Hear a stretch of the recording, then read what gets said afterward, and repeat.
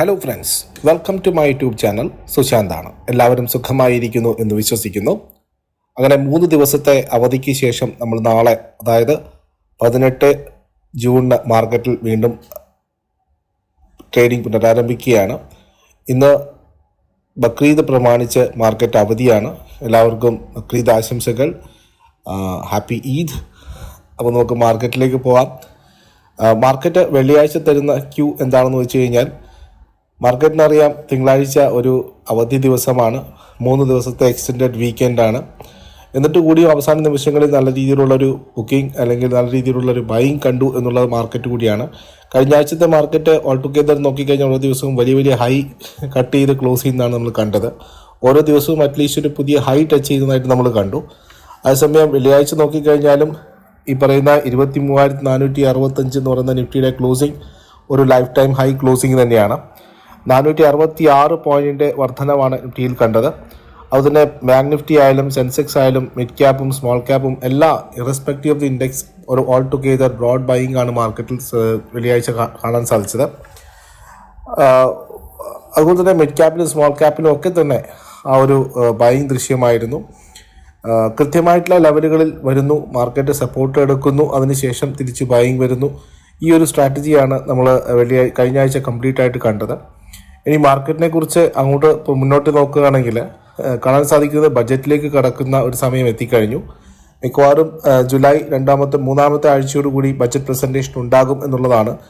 അതിനുശേഷം ശീതകാല സമ്മേളനത്തിലേക്ക് അല്ലെങ്കിൽ ബജറ്റിൻ്റെയുമായിട്ട് ബന്ധപ്പെട്ട ലോക്സഭാ സമ്മേളനത്തിലേക്ക് കടക്കുമെന്നാണ് അറിയാൻ സാധിക്കുന്നത്. അതുകൊണ്ട് തന്നെ ബഡ്ജറ്റ് ഒരു വലിയ ഇവൻ്റായിട്ട് മാർക്കറ്റ് കാണുന്നു. പ്രത്യേകിച്ചും ഒരു പുതിയ ഗവൺമെൻറ് ഇലക്ട് ചെയ്തിരിക്കുന്നു. ഫെബ്രുവരിയിൽ അവരൊരു ഇടക്കാല ബഡ്ജറ്റ് പ്രഖ്യാപിച്ചിരുന്നു.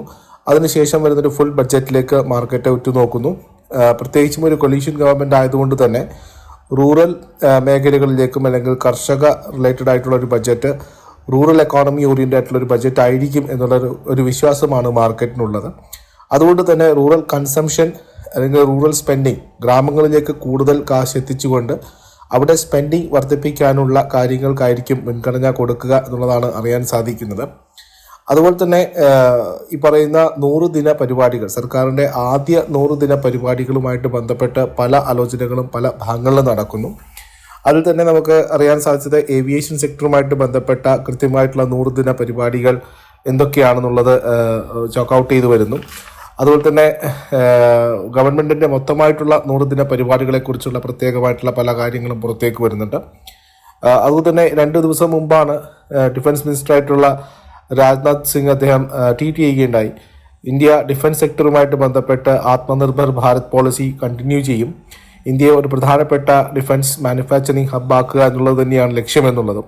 ഇതിനെ തുടർന്ന് വീണ്ടും ഡിഫൻസ് ഓഹരികളിൽ വലിയ രീതിയിലുള്ള മുന്നേറ്റം രേഖപ്പെടുത്തുകയുണ്ടായി.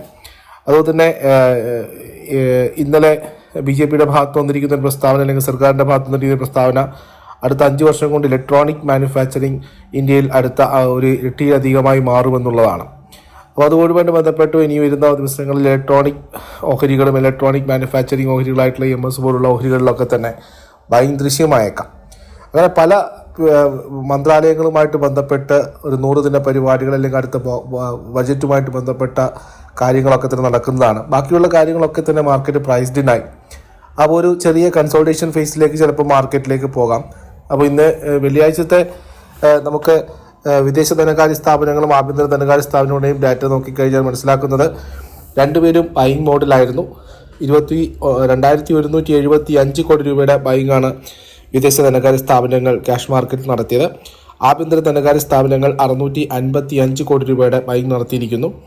FIIസിൻ്റെ പൊസിഷൻസ് നോക്കിക്കഴിഞ്ഞാൽ FIIസിൻ്റെ സ്റ്റോക്ക് ഫ്യൂച്ചേഴ്സിലും സ്റ്റോക്ക് ഓപ്ഷൻസിലുമാണ് അവർ നെഗറ്റീവ് മൈനസ് ഫിഗർ ഉള്ളത്. അല്ലാതെ ഇൻഡെക്സ് ഫ്യൂച്ചേഴ്സിലും ഇൻഡെക്സ് ഓപ്ഷൻസിലും അതുപോലെ തന്നെ ഫെൻഡോ നെറ്റ് നോക്കിക്കഴിഞ്ഞാലും ഒരു ക്യാഷ് പ്ലസ് പൊസിഷൻ തന്നെയാണുള്ളത്.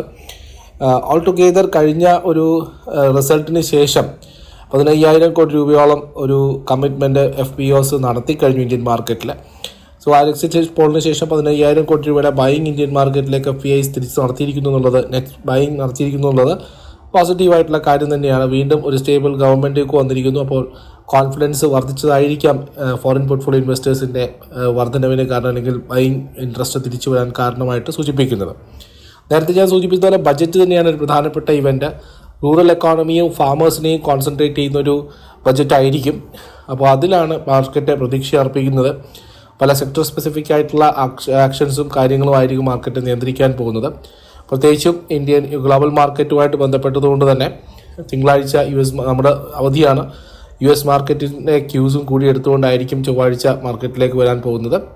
അതുപോലെ തന്നെ മറ്റു പല രാജ്യങ്ങളുമായിട്ട് ബന്ധപ്പെട്ട ഇതുവരെ ഇൻ്റർനാഷണൽ ന്യൂസ് ഇവൻറ്റുകളിലൊന്നും തന്നെ പ്രധാനപ്പെട്ട മാറ്റങ്ങൾ ഉണ്ടായിട്ടില്ല. എന്നാൽ നമുക്ക് നമ്മളുടെ ഡൊമസ്റ്റിക് ന്യൂസും അതുപോലെ തന്നെ സ്റ്റോക്ക് സ്പെസിഫിക് ആയിട്ടുള്ള ആക്ഷൻസും തന്നെയായിരിക്കും മാർക്കറ്റിനെ നിയന്ത്രിക്കാൻ കൂടുതലായിട്ടും നടക്കാൻ പോകുന്നത്. വെള്ളിയാഴ്ചത്തെ ക്ലോസിംഗിൻ്റെ അടിസ്ഥാനത്തിൽ പറയുകയാണെങ്കിൽ മാർക്കറ്റിൽ അടുത്ത ഒരു പ്രധാനപ്പെട്ട റെസിസ്റ്റൻസ് എന്ന് പറയുന്നത് 23,550 to 600 ആയിരിക്കും. 23,550 to 600 ക്രിട്ടിക്കലായിട്ട് നമുക്ക് കംഫർട്ടബിൾ ആയിട്ടുള്ള ഒരു ക്ലോസിംഗ് അല്ലെങ്കിൽ ഒരു ക്രോസിംഗ് കിട്ടുകയാണെങ്കിൽ 23,750 to 23,800 വരെയെങ്കിലും പോകാനുള്ള സ്ട്രെങ്ത് ഇപ്പോഴത്തെ അവസ്ഥയിൽ മാർക്കറ്റിനുണ്ട്. വെള്ളിയാഴ്ചത്തെ അവസാന നിമിഷങ്ങളിലെ ബൈങ്ങും കൂടി കണക്കിലെടുത്തുകൊണ്ടാണ് ഞാനിത് പറയുന്നത്. ആദ്യത്തെ റെസിസ്റ്റൻസ് നിഫ്റ്റി ഫേസ് ചെയ്യാൻ പോകുന്നത് 550 to 600 ആയിരിക്കും. 23,550 to 23,600 ആയിരിക്കും. അതുപോലെ ഡൗൺ സൈഡിൽ നമുക്ക് നോക്കുന്ന സമയത്ത് മാർക്കറ്റിൻ്റെ പ്രധാനപ്പെട്ട സപ്പോർട്ട് സോൺ എന്ന് പറയുന്നത് 23,300 to 350 തന്നെയായിരിക്കും. അതുപോലെ തന്നെ 23,150 to 200 ഇത് രണ്ടാമത്തെ പ്രധാനപ്പെട്ട ഒരു സപ്പോർട്ട് സോണാണ്. 23,150 കടന്ന് ബ്രേക്ക് ഡൗൺ ചെയ്ത് ഇന്ത്യൻ മാർക്കറ്റ് പോവുകയാണെങ്കിൽ 23,000 താഴെ വരെ പോകാനുള്ള അല്ലെങ്കിൽ അതിന് താഴോട്ട് കുറച്ച് ഓപ്പൺ സൈഡ് വരാനുള്ള സാധ്യതകളും കൂടുതലാണ്. പക്ഷേ വെള്ളിയാഴ്ചത്തെ ക്ലോസിംഗ് നൽകുന്ന സൂചന അത്രമാത്രം നെഗറ്റീവ് മാർക്കറ്റിലില്ല. 23,300 23,600 ഇടയിലുള്ളൊരു മാർക്കറ്റാണ് അടുത്ത 1 ആഴ്ച 2 ആഴ്ചകൾ ഞങ്ങൾ പ്രതീക്ഷിക്കുന്നത്. അപ്പോൾ ആ ഒരു റേഞ്ച് ബൗണ്ട് ക്രോസ് ചെയ്ത് മാർക്കറ്റ് പോവുകയാണെങ്കിൽ തീർച്ചയായിട്ടും മാർക്കറ്റിൽ 23,800 വരെയെങ്കിലുമുള്ള ഒരു യാത്ര നമുക്ക് സുഗമമായിരിക്കും. ബജറ്റ് ഉള്ളത് കൊണ്ട് തന്നെ ബജറ്റിൽ ഫോക്കസ് ചെയ്തിരിക്കുന്ന മൂവ്മെൻ്റ് ആയിരിക്കും മാർക്കറ്റിൽ എക്സ്പെക്റ്റ് ചെയ്യുന്നത്. പല സ്റ്റോക്ക് സ്പെസിഫിക് ആയിട്ടുള്ള ആക്ഷൻസും മാർക്കറ്റിൽ സ്വാഭാവികമായിട്ടും ഇനി വരുന്ന ദിവസങ്ങളിൽ സ്വാധീനം ചെലുത്താം.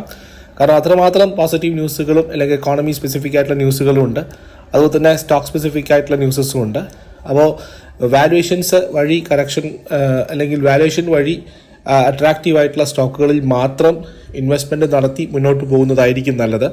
കാരണം ചെറിയ രീതിയിലെങ്കിലുമുള്ള എല്ലാ കാര്യങ്ങളും പ്രൈസ്ഡിനായ ഒരു മാർക്കറ്റ് ആയതുകൊണ്ട് തന്നെ ചെറിയ രീതിയിലുള്ള നെഗറ്റീവ് ഫിഗേഴ്സ് അല്ലെങ്കിൽ ചെറിയ രീതിയിലുള്ള നെഗറ്റീവ് ന്യൂസുകൾ പോലും മാർക്കറ്റിൽ ഒരു കറക്ഷന് വിധേയമായേക്കാം. അപ്പോൾ ബജറ്റ് വരുന്നത് വരെ അങ്ങനെയുള്ള കറക്ഷൻസിൽ എൻട്രി ചെയ്യാനോ അല്ലെങ്കിൽ ഇപ്പോഴത്തെ ലെവലുകളിൽ പോലും വളരെ വാല്യുവേഷൻ വൈസ് ഫെയർ ആയിട്ടുള്ള ഓഹരികളിൽ മാത്രം കമ്മിറ്റ് ചെയ്തുകൊണ്ട് മുന്നോട്ട് പോകുന്നതായിരിക്കും ട്രേഡേഴ്സിനും ഇൻവെസ്റ്റേഴ്സിനെ സംബന്ധിച്ചിട്ടും പോസിറ്റീവായിട്ടുള്ളത് തോന്നുന്നു. അതുപോലെ തന്നെ ഞാനൊരു സെബി രജിസ്റ്റേർഡ് അനലിസ്റ്റ് കൂടിയാണ്.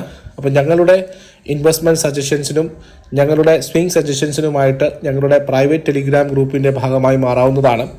അതിന് ചേരാനുള്ള അല്ലെങ്കിൽ അതിൽ ജോയിൻ ചെയ്യാനുള്ള ലിങ്കുകൾ ടെലിഗ്രാം ലിങ്കുകൾ ഞാൻ എൻ്റെ ഡിസ്ക്രിപ്ഷനിൽ കൊടുത്തേക്കാം. അതുവഴി നിങ്ങൾക്ക് ഞങ്ങളുമായിട്ട് അസോസിയേറ്റ് ചെയ്യാവുന്നതാണ്. അപ്പോൾ ഇനി ഞങ്ങളുടെ ഡിസ്ക്രിപ്ഷനിലുള്ള ലിങ്കുകളിലൂടെ മാത്രം ഞങ്ങളുമായിട്ട് അസോസിയേറ്റ് ചെയ്യുക.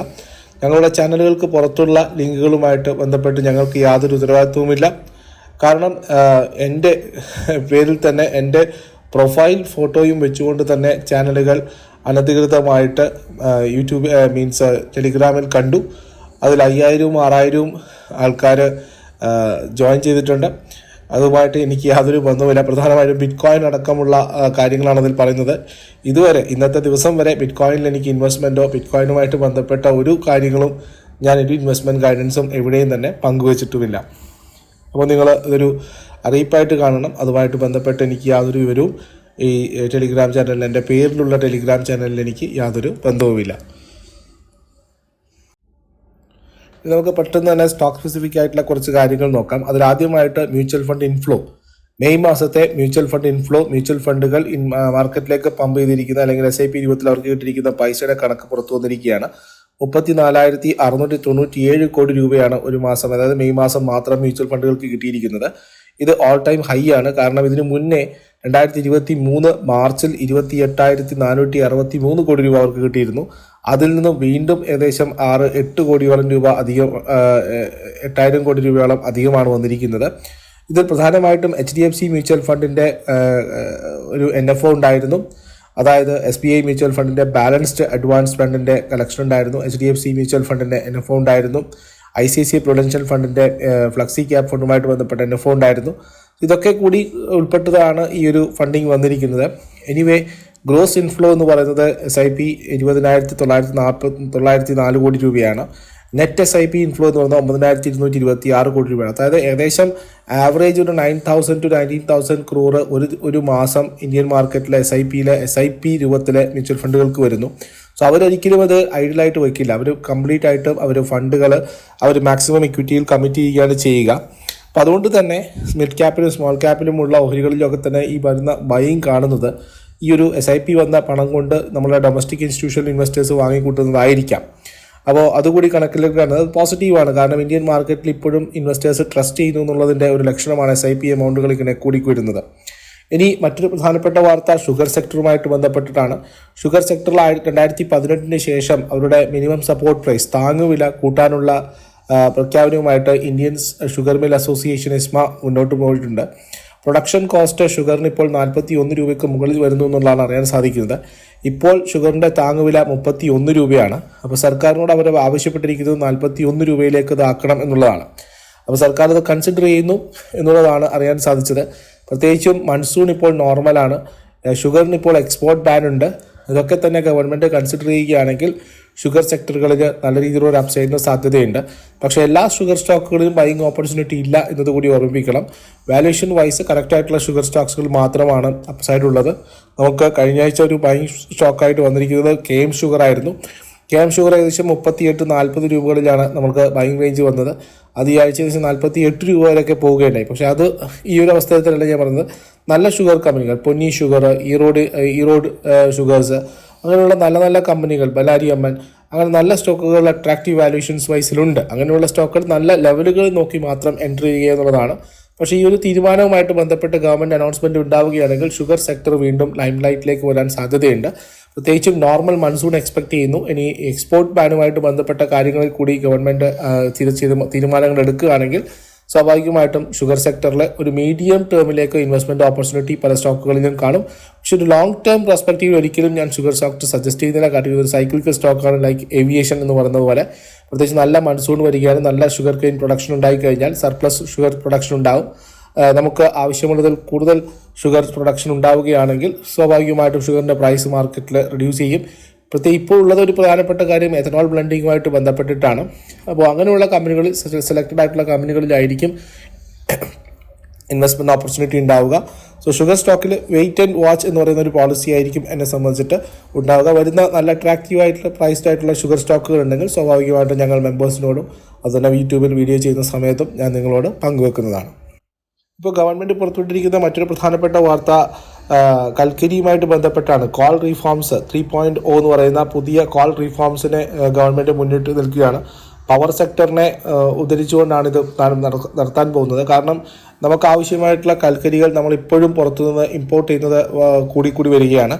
സോ അതിൽ കുറച്ചുകൊണ്ട് ഇന്ത്യൻ കമ്പനികൾക്ക് ഏറ്റവും അവശ്യ സമയങ്ങളിൽ കോള് അല്ലെങ്കിൽ കൽക്കരി എത്തിച്ചു കൊടുക്കുക എന്നുള്ള ഉദ്ദേശത്തോടു കൂടിയാണ് കോൾ റീഫോംസ് വരാൻ പോകുന്നത്. ഇത് സർക്കാരിൻ്റെ 100 ദിന പദ്ധതികളിൽ ഉൾപ്പെട്ടുകൊണ്ട് ഇത് പുനരുദ്ധീകരിക്കാൻ സാധ്യതയുണ്ട് എന്നുള്ളതാണ് വിവരം. അങ്ങനെയാണെങ്കിൽ ഏറ്റവും കൂടുതൽ ബെനിഫിഷ്യറി ആയിട്ട് വരാൻ പോകുന്നത് കോൾ ഇന്ത്യ തന്നെയായിരിക്കും. സോ കോൾ റീഫോംസുമായിട്ട് ബന്ധപ്പെട്ട പുതിയ തീരുമാനങ്ങൾ സർക്കാരിൻ്റെ ഭാഗത്തു നിന്ന് വരികയാണെങ്കിൽ സ്വാഭാവികമായിട്ടും കോൾ ഇന്ത്യ ലൈം ലൈറ്റിൽ വരും. അതുപോലെ തന്നെ പവർ സെക്ടറിന് ഈ പറയുന്ന കോൾ അടക്കമുള്ള മെറ്റീരിയൽസ് ഈസി ആയിട്ട് കിട്ടുകയാണെങ്കിൽ ടാറ്റ പവർ പോലുള്ള കമ്പനികളൊക്കെ തന്നെ ഇപ്പോൾ ഓസ്ട്രേലിയയിൽ നിന്നുള്ള കോളിനെയാണ് ആശ്രയിക്കുന്നത്. അപ്പോൾ ഇപ്പോഴത്തെ ഈ മാസത്തെ മെയ് മാസത്തെ പോർട്ട് ഡിപ്ലോയ്മെൻറ്റ് ഡാറ്റ വന്നിട്ടുണ്ട്. അതായത് port handling, cargo handling data പുറത്തേക്ക് വന്നിട്ടുണ്ട്. അതിൽ പറഞ്ഞിരിക്കുന്നത് കൂടുതലും കോളിൻ്റെ ഇമ്പോർട്ട് കൂടിയിട്ടുണ്ട്. അതുതന്നെ കാർഗോ വോളിയം കൂടിയിട്ടുണ്ട്. കഴിഞ്ഞ വർഷവുമായിട്ട് കമ്പയർ ചെയ്യുന്ന സമയത്ത് ഏകദേശം 7 മുതൽ 8% വരെ വോളിയം കൂടിയിട്ടുണ്ട്. അപ്പോൾ അദാനി പോർട്ട് പോലുള്ള കമ്പനികൾ, ഷിപ്പിംഗ് കമ്പനികൾ, ലോജിസ്റ്റിക് കമ്പനികളിലൊക്കെ തന്നെ പോസിറ്റീവ്നെസ് വരാൻ സാധ്യതയുണ്ട്. കാരണം കൂടുതൽ കാർഗോ വരുന്നു, കൂടുതൽ ഇമ്പോർട്ട് എക്സ്പോർട്ട് നടക്കുന്നു. അതിൻ്റെ ഭാഗമായിട്ട് കൂടുതൽ പോർട്ട് വഴിയുള്ള ട്രാൻസാക്ഷൻ നടക്കുന്നുണ്ട്. സ്വാഭാവികമായിട്ടും പോർട്ട് കമ്പനികൾ, ഷിപ്പിംഗ് കമ്പനികൾ, ലോജിസ്റ്റിക് കമ്പനികൾ ഇതൊക്കെ തന്നെ ഫോക്കസിൽ വരാൻ സാധ്യതയുള്ള സമയം കൂടിയാണ്. അതേപോലെ കഴിഞ്ഞ ആഴ്ചത്തെ വീക്ക്ലി വീഡിയോയിൽ ഞാൻ സജസ്റ്റ് ചെയ്തൊരു ഓഹരി ഷിപ്പിംഗ് കോർപ്പറേഷൻ ഓഫ് ഇന്ത്യ ആയിരുന്നു. ഏകദേശം 240, 45, 50 നിലവാരത്തിൽ 240, 250 നിലവാരത്തിലായിരുന്നു. ഞാൻ പറഞ്ഞ ടാർഗറ്റ് 270-280 ഇടയിലായിരുന്നു. സോ ഈ ആഴ്ച വെള്ളിയാഴ്ച ക്ലോസ് ചെയ്യുന്ന സമയത്ത് 275 വരെ ഏകദേശം ഷിപ്പിംഗ് കോർപ്പറേഷൻ വരികയുണ്ടായി. ഈ ഒരു സെക്ടർ ഔട്ട്പുട്ടാണ്. കാരണം മെയ് മാസത്തെ കാർഗോ വോളിയം ഡാറ്റ നമുക്ക് 15 മാസത്തെ കിട്ടിയിരിക്കുന്നത് വളരെ സ്ട്രോങ് ആയിരുന്നു. അപ്പോൾ സ്വാഭാവികമായിട്ടും ഷിപ്പിംഗ് സ്റ്റോക്കുകളും പോർട്ട്, അതുപോലെ തന്നെ അദാനി പോർട്ട് പോലുള്ള ഓഹരികളിലൊക്കെ തന്നെ ഒരു ബൈയിങ് മൊമെന്റം വന്നിട്ടുണ്ടായിരുന്നു കഴിഞ്ഞ ആഴ്ച. മറ്റൊരു വാർത്ത ഇപ്പോൾ വന്നിരിക്കുന്നത് നമ്മുടെ ഇന്ത്യയുടെ മെയ് മാസത്തെ എക്സ്പോർട്ട് ഡാറ്റയാണ്. ഇന്ത്യയുടെ ഏറ്റവും വലിയ ട്രേഡ് എക്സ്പോർട്ടർ എന്ന് പറയുന്നത് ഇപ്പോൾ US ഏകദേശം 7.43 ബില്യൻ്റെ എക്സ്പോർട്ടാണ് മെയ് മാസത്തിൽ നടന്നിരിക്കുന്നത്. അതുപോലെ തന്നെ രണ്ടാമത്തെ മാർക്കറ്റ് UAE ആണ്. മൂന്നാമത്തത് മറ്റ് ചൈനയിൽ നിന്നൊക്കെ മാറി നമ്മളിപ്പോൾ നെതർലാൻഡ്സിലേക്കാണ് ഏറ്റവും കൂടുതൽ എക്സ്പോർട്ട് നടത്തിയിരിക്കുന്നത്. അതിന് പുറമെ നാലാമത്തെ ഏറ്റവും വലിയ ട്രേഡ് പാർട്ണർ എന്ന് പറയുന്നത് UK ആണ്. അതും കഴിഞ്ഞിട്ട് മാത്രമാണ് ഇപ്പോൾ ചൈനയിലേക്ക് വരുന്നത്. സോ ആദ്യത്തെ 5 എക്സ്പോർട്ട് മാർക്കറ്റ് ഇന്ത്യയെ സംബന്ധിച്ച് ഏറ്റവും കൂടുതൽ വരുന്നത് US, അതുപോലെ തന്നെ UAE, നെതർലാൻഡ്സ്, UK, പിന്നെയാണ് ചൈന വരുന്നത്. ഇനി നമുക്ക് സർക്കാരിൻ്റെ ആദ്യത്തെ 100 ദിന പദ്ധതികളിൽ വരുന്ന പ്രധാനപ്പെട്ട കോൺസെൻട്രേഷൻ എവിടെയായിരിക്കും എന്നുള്ള ഊഹാപോഹങ്ങളാണ് ഇപ്പോൾ മാർക്കറ്റിൽ വന്നുകൊണ്ടിരിക്കുന്നത്. ഇതുമായിട്ട് ബന്ധപ്പെട്ട സെക്ടറുകളിൽ ബൈയിങ് കൃത്യമായിട്ട് നടക്കുന്നുണ്ട്. അതിൽ ആദ്യത്തെ പറയുന്നത് മാനുഫാക്ചറിങ് ആൻഡ് എക്സ്പോർട്ടാണ്. ഇന്ത്യ ഒരു മാനുഫാക്ചറിങ് സെൻറ്ററായി മാറുന്നു. അതിനുശേഷം എക്സ്പോർട്ട് മാർക്കറ്റിലേക്കും, അതുപോലെ തന്നെ സ്വാഭാവികമായിട്ടും മാനുഫാക്ചറിങ് ഇവിടെ കൂടുന്ന സമയത്ത് എക്സ്പോർട്ട് ചെയ്യാനുള്ള കാര്യങ്ങൾ നമുക്ക് ഭംഗിയായി നടത്താൻ പറ്റും. സോ മാനുഫാക്ചറിങ് ആൻഡ് എക്സ്പോർട്ട് സെക്ടറിനായിരിക്കും ഏറ്റവും കൂടുതൽ പ്രാമുഖ്യം നൽകുക എന്നുള്ളതാണ് ആദ്യത്തെ 100 ദിന പരിപാടിയിൽ. രണ്ടാമത്തത് ഇതുവഴി എംപ്ലോയ്മെൻറ്റ് ഓപ്പർച്യൂണിറ്റീസ് ക്രിയേറ്റ് ചെയ്യാൻ, അതായത് ജോലി സാധ്യതകൾ ക്രിയേറ്റ് ചെയ്യാൻ സർക്കാർ ശ്രമിക്കുന്നു. മറ്റൊന്ന് പ്രധാനമായിട്ടും എനിക്ക് തോന്നുന്നത് സ്പെഷ്യൽ എക്കണോമിക് സോണുകൾ ക്രിയേറ്റ് ചെയ്തുകൊണ്ട് അവിടെ കോൺസെൻട്രേറ്റ് ചെയ്തുകൊണ്ടിരിക്കുന്ന സ്ഥാപനങ്ങളെയും അതുപോലെ തന്നെ ബിസിനസ്സുകളെയും കൂടുതലും എക്സ്പോർട്ട് ഓറിയൻറ്റഡ് ആയിട്ടുള്ള കാര്യങ്ങൾക്ക് വേണ്ടി ഉപയോഗിക്കുക എന്നുള്ളതാണ്. So special economic zones own ചെയ്യുന്ന കമ്പനികളെ സംബന്ധിച്ച് പോസിറ്റീവ് ആയിരിക്കും. അതിലും പ്രധാനമായിട്ട് വരുന്നത് അദാനി പോർട്ട് തന്നെയാണ്. Adani ports and economic zones എന്നാണ് ആ കമ്പനിയുടെ മുഴുവൻ പേര് തന്നെ. സോ അതുപോലെ തന്നെ ഫ്രീ ട്രേഡ് എഗ്രിമെൻറ്റുമായിട്ട് ബന്ധപ്പെട്ട് സർക്കാർ മുന്നോട്ട് പോകാൻ സാധ്യതയുണ്ട്. കൂടുതൽ രാജ്യങ്ങളുമായിട്ട് ഫ്രീ ട്രേഡ് എഗ്രിമെൻറ്റ്, അധികം റെസ്ട്രിക്ഷൻസും റെഗുലേഷൻസും ഇല്ലാതെ എക്സ്പോർട്ട് ഇമ്പോർട്ട് നടത്താൻ സാധിക്കുന്ന തരത്തിലായിരിക്കും. ഇതുവഴി ഇന്ത്യക്കും അതുപോലെ തന്നെ ആ കമ്പനികൾക്ക് ഇന്ത്യയിൽ വന്ന് ഇൻവെസ്റ്റ് ചെയ്യാനുള്ള അവസരങ്ങൾ കൂടും. കൂടുതൽ മിഡിൽ ഈസ്റ്റ് രാജ്യങ്ങളുമായിട്ട്, ഒമാൻ, അതുപോലെ തന്നെ കുവൈറ്റ് അടക്കമുള്ള രാജ്യങ്ങളുമായിട്ടും സൗത്ത് ആഫ്രിക്ക, ബ്രിട്ടൻ, അവിടെ ഇലക്ഷൻ നടക്കുകയാണ്. അതിനുശേഷം അങ്ങനെയുള്ള രാജ്യങ്ങളുമായിട്ട് ഗവൺമെൻറ് കൂടുതൽ ശക്തമായിട്ട് ഇടപെട്ടുകൊണ്ട് ഫ്രീ ട്രേഡ് എഗ്രിമെൻറ്റ് നടത്താനുള്ള സാധ്യതകളാണ് കാണുന്നത്. ഇതുവഴി സ്വാഭാവികമായിട്ടും ഇന്ത്യൻ കമ്പനികളെ സംബന്ധിച്ചിട്ടും വിദേശത്തുള്ള കമ്പനികൾക്ക് ഇവിടെയും ഇൻവെസ്റ്റ്മെൻറ്റുള്ള സാധ്യതകൾ വളരെ കൂടാനുള്ള സാധ്യതകളുണ്ട്. അതുപോലെ മറ്റൊരു പ്രധാനപ്പെട്ട പോളിസി ഗവൺമെൻറ്റിൻ്റെ ഭാഗത്ത് വരാൻ സാധ്യത ഇ കോമേഴ്സുമായിട്ട് ബന്ധപ്പെട്ടിട്ടാണ്. പല പ്രവർത്തനങ്ങളും ഇ കോമേഴ്സ് സെഗ്മെൻറ്റിൽ ഇപ്പോഴും അൺക്ലിയർ ആയിട്ട് കിടക്കുന്നുണ്ട്. അവിടെ കൃത്യമായിട്ടൊരു പോളിസി വരികയും അത് കൂടുതൽ സുതാര്യമാക്കുകയും ട്രാൻസ്പെറൻ്റ് ആക്കുകയും ചെയ്യുമെന്നാണ് വിചാരിക്കുന്നത്. അതുവഴിയും ഈ പറയുന്ന ഓൺലൈൻ ലോജിസ്റ്റിക് കമ്പനികളെ സംബന്ധിച്ച് വളരെ പോസിറ്റീവായിട്ടുള്ള കാര്യങ്ങളായിരിക്കും. മറ്റൊന്ന് ട്രേഡ് ബാരിയർ. ഇപ്പോൾ സ്റ്റേറ്റുകൾ തമ്മിലുള്ള ട്രേഡുകളിലും മറ്റുള്ള തരത്തിലുമായിട്ടുള്ള വാണിജ്യ മേഖലകളെ മുന്നോട്ടടുപ്പിക്കുന്ന ഏതെങ്കിലും തരത്തിലുള്ള ട്രേഡ് ബാരിയേഴ്സ് ഉണ്ടെങ്കിൽ അത് സ്റ്റേറ്റ് ഗവൺമെൻറ്റുകളുമായിട്ട് ചർച്ച ചെയ്തുകൊണ്ട് മുന്നോട്ട് പോകുന്നതാണ്. ഇതും ഇന്ത്യൻ മാനുഫാക്ചറിങ് സെക്ടറിനെ സംബന്ധിച്ചിട്ടും ട്രാൻസ്പോർട്ടേഷൻ സെഗ്മെൻറ്റിനെ സംബന്ധിച്ചിട്ടും ലോജിസ്റ്റിക് ഇങ്ങനെയുള്ള കമ്പനികളെ സംബന്ധിച്ചിട്ട് വളരെ പോസിറ്റീവ് ആയിരിക്കും. ഇതുമായിട്ട് ബന്ധപ്പെട്ട അനൗൺസ്മെൻറ്റുകൾ വരുന്ന ദിവസങ്ങളിൽ മാർക്കറ്റ് എക്സ്പെക്ട് ചെയ്യുന്നുണ്ട്. അതാത് രംഗങ്ങളിൽ അഗ്രഗണ്യരായിട്ടുള്ള ബിസിനസ് അല്ലെങ്കിൽ കമ്പനികളെ സംബന്ധിച്ചിട്ട് പോസിറ്റീവായിട്ടുള്ള കാര്യങ്ങൾ വരാനുള്ള സാധ്യതകളാണ് തെളിയുന്നത്.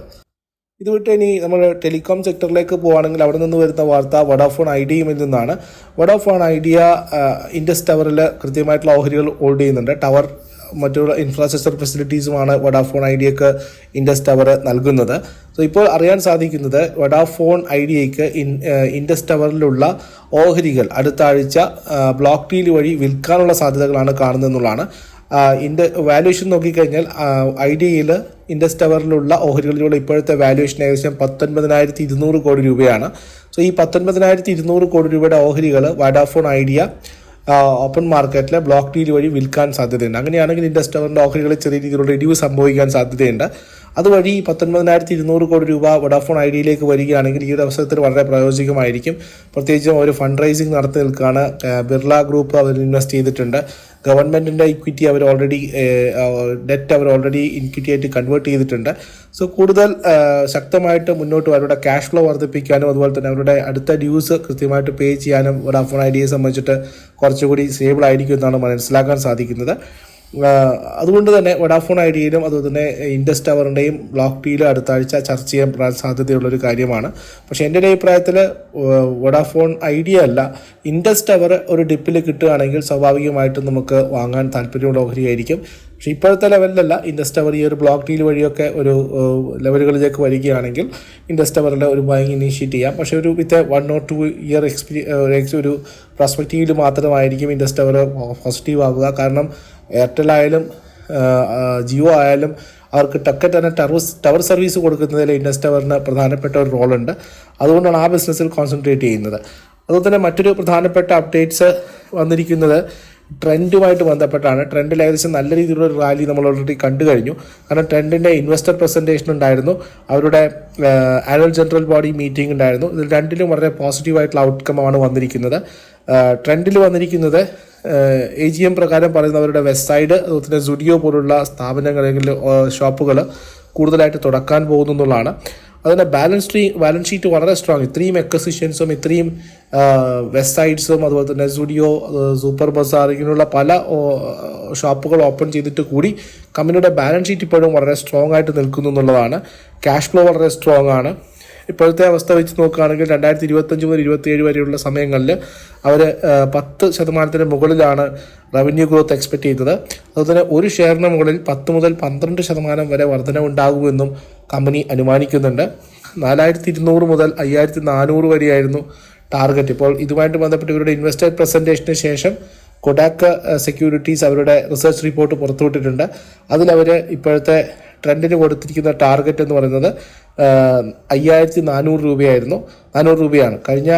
കഴിഞ്ഞ റിപ്പോർട്ട് പ്രകാരം 4600 രൂപയായിരുന്നു ടാർഗറ്റ് ഉണ്ടായിരുന്നത്. അത് അവർ ഉയർത്തി 5400 രൂപയിലേക്ക് ട്രെൻഡിനെ അപ്ഗ്രേഡ് ചെയ്തിരിക്കുന്നു എന്നുള്ള വാർത്തയാണ്. അതുപോലെ തന്നെ മറ്റൊരു പ്രധാനപ്പെട്ട സെക്ടർ അപ്ഡേറ്റ് എന്ന് പറയുന്നത് ഏവിയേഷൻ ബിസിനസ്സുമായിട്ട് ബന്ധപ്പെട്ടാണ്. പുതിയ ഏവിയേഷൻ മിനിസ്റ്റർ ഇപ്പോൾ രാം മോഹൻ നായിഡു അവർ TDPയിൽ നിന്നുള്ളതാണ്. ചന്ദ്രബാബു നായിഡുവിൻ്റെ TDPയിൽ നിന്നുള്ള മിനിസ്റ്ററാണ് വന്നിരിക്കുന്നത്. സോ ഒരു 100 ദിവസത്തെ പരിപാടി വളരെ കൃത്യമായിട്ട് പ്ലാൻ ചാക്കൗട്ട് ചെയ്യാൻ വേണ്ടിയിട്ട് അദ്ദേഹം പുറപ്പെടുന്നു എന്നുള്ളതാണ് വാർത്തകൾ. അതിൽ ഏറ്റവും കൂടുതൽ പറഞ്ഞിരിക്കുന്നത് അഫോർഡബിൾ ആയിട്ടുള്ള ടിക്കറ്റ് റേറ്റ് ആണ്. കാരണം ഇപ്പോൾ അറിയാം വളരെയേറെ എയർ ടിക്കറ്റൊക്കെ വളരെ ഉയർന്നു നിൽക്കുന്ന സമയമാണ്. അപ്പോൾ സാധാരണക്കാർക്ക് അവൈലബിൾ ആയിട്ടുള്ള അല്ലെങ്കിൽ സാധാരണ നിലയിൽ ട്രാവൽ ചെയ്യാൻ പറ്റുന്ന രീതിയിലുള്ള ഒരു എയർഫെയർ രൂപീകരണമാണ് ആദ്യത്തെ അജണ്ട എന്നറിയുന്നു. അതുപോലെ തന്നെ ഉഡാൻ സ്കീമുമായിട്ട് ബന്ധപ്പെട്ട് കൂടുതൽ സിറ്റികളിലേക്ക് ഇതിൻ്റെ കണക്ടിവിറ്റി വർദ്ധിപ്പിക്കുക എന്നുള്ളതാണ്. കൂടുതലും എയർപോർട്ടുകൾ ഗ്രീൻ എനർജിയിൽ പ്രവർത്തിപ്പിക്കുക എന്നുള്ള ഒരു സ്ലോഗനുമായിട്ടുമാണ് അദ്ദേഹം മുന്നോട്ട് പോകുന്നത്.